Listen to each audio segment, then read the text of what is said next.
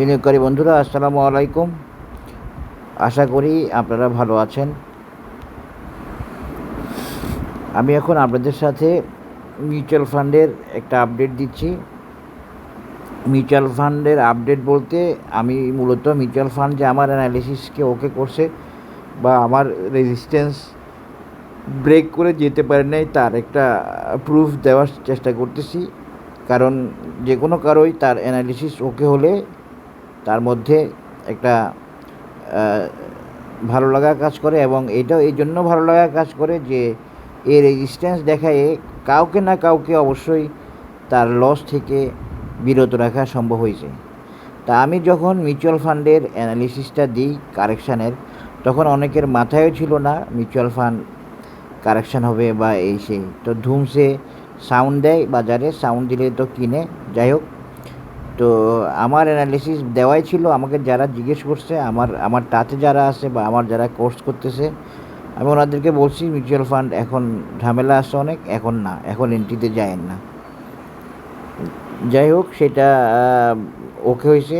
এখন দেখেন, আমি আপনাদেরকে দেখাইছিলাম মিউচুয়াল ফান্ডকে।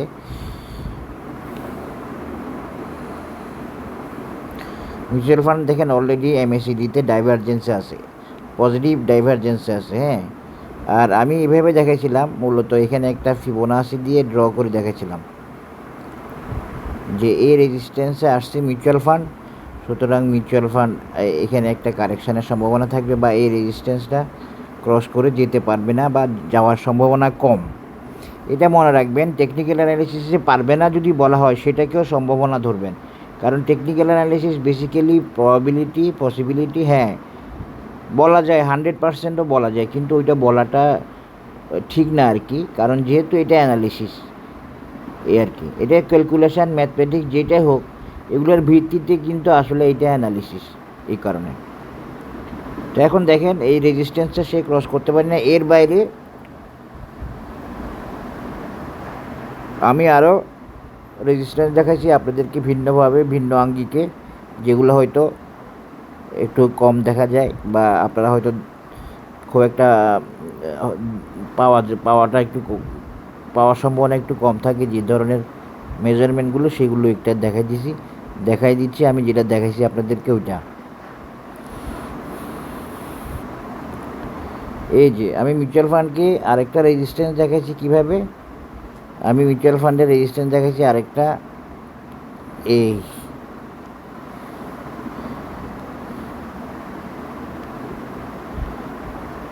এইভাবে, যে এটা একটা রাউন্ডিং টপ। তো এই রাউন্ডিং টপটা এখনই ক্রস করে যাওয়ার সম্ভাবনা কম। এটা একটা রাউন্ডিং টপের রেজিস্ট্যান্স, এভাবে দেখেছি। আপনাদের মনে থাকার কথা, আপনারা দেখছেন, যাদের ভালো লাগছে দেখছেন, আশা করি তাদের প্রয়োজন ছিল। এই রেজিস্ট্যান্সটাও ক্রস করে যাওয়ার সম্ভাবনা কম। এটা একটা রাউন্ডিং টপ, এবং দেখাইছি কিভাবে সে কি করতে পারে, নেমে আসবে তারপরে আবার উঠবে, সেভাবে আমি দেখাইছি। কেন দেখাইছি? এগুলো টেকনিক্যাল বেসিক থেকে আমি দেখাইছি, এর বেশি কিছু না। তো এই যে রাউন্ডিং টপটা দেখাইছি, এটা হয়তো খুঁজে পাওয়া যায় নাই অনেকের কাছে আর কি, এই রাউন্ডিং টপ। তো এখন দেখেন এই রাউন্ডিং টপ ক্রস করে যায় নাই। হ্যাঁ, আমি কিন্তু অনেকটা সার্টেন ছিলাম এবং কনফিডেন্ট ছিলাম যে অ্যানালিসিসটা ওকে হবে এবং মিউচুয়াল ফান্ড যেতে পারবে না। তবে আপনাদেরকে আমি বলি, শুধুমাত্র এই রাউন্ডিং টপ এবং ডে চার্টের যে আমি ফিবোনাসি দিয়ে দেখাইছি রেজিস্ট্যান্স, সেগুলোই শুধুমাত্র আমার অ্যানালিসিসের বেসিস ছিল না। আমার আরও অনেকগুলো বেসিস ছিল, সেগুলো সবগুলো আসলে এখানে ডিটেলস বলার মতো সময় এবং সুযোগ নাই।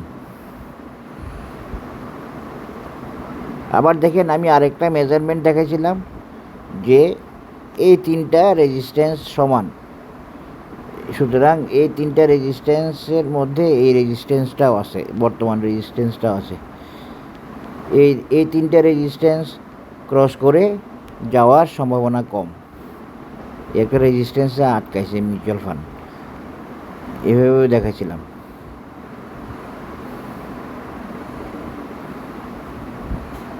যে তিনটা রেজিস্ট্যান্স সিনক্রোনাইজড বা তিনটা রেজিস্ট্যান্স সমান, এভাবেও দেখাইছিলাম। এরপরে আরেকটা দেখাইছিলাম এরকম যে ডায়াগোনাল রেজিস্ট্যান্স দিয়ে একটা ছক করে ঘর করে, যাই হোক ওইটা আর না দেখায় এখন। তো সব মিলাই আপনারা দেখতে পাচ্ছেন যে মিউচুয়াল ফান্ড আর যেতে পারে নাই এবং আমার রেজিস্ট্যান্সকে ওকে করছে এবং অ্যানালিসিসকে ওকে করছে। এইটা আসলে ওর একটা টার্গেট ছিল, এটা আমি বলছি বারবার, একটা টার্গেট মিট করছে। টার্গেট মিট করে সে ব্যাক করছে এবং তার টেকনিক্যাল অবস্টেকেল আছে, তার টেকনিক্যাল বার্ডেন আছে, তার টেকনিক্যাল প্রবলেম আছে এই তিনটা রেজিস্ট্যান্স বা এই তিনটা প্যাটার্নের বাইরে। সেটাও ছিল আমার একটা বেসিস যে মিউচুয়াল ফান্ড এখন উঠতে পারবে না, কারেকশান হবে, কারেকশানের পর আবার উঠবে, সেটা তো নিয়মই কারেকশানের পর উঠার। তো আশা করি আপনারা বুঝতে পারতেছেন। আচ্ছা আমি ওইটা একটু দেখাইতে পারি কি না দেখি। এটা আমার কাছে বেশি ইন্টারেস্টিং লাগছে, এক ধরনের থ্রি ডি আকারে দেখানো মিউচুয়াল ফান্ডকে একটা ছকের মধ্যে ফেলে আমি দেখানোর চেষ্টা করছিলাম, সেটাও ওকে প্রমাণ হয়েছে আসলে এই।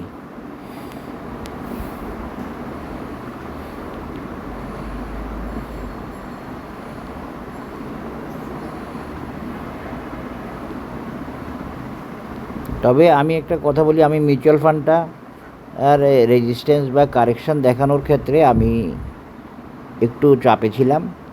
চাপ বলতে খুব সাউন্ড ছিল বাজারে, বাট আমার কাছে একটু চ্যালেঞ্জিং ছিল আর কি। চাপ বলতে চ্যালেঞ্জিং ছিল, ওকে হয় কি না হয় এই আর কি।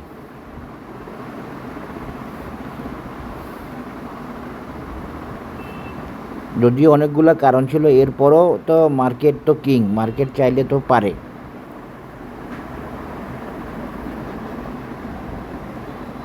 এই কারণে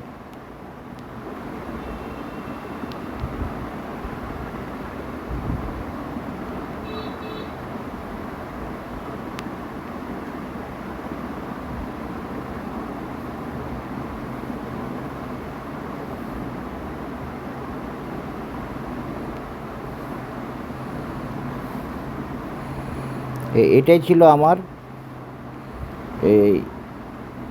এইভাবে দেখানো।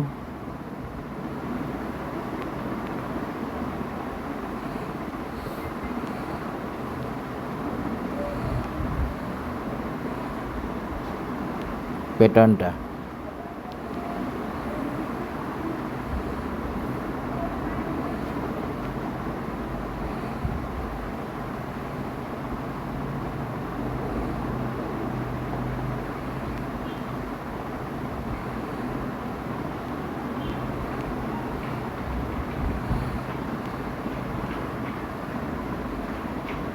যে এখানে তিনটা পয়েন্ট তিনটা রেজিস্ট্যান্স।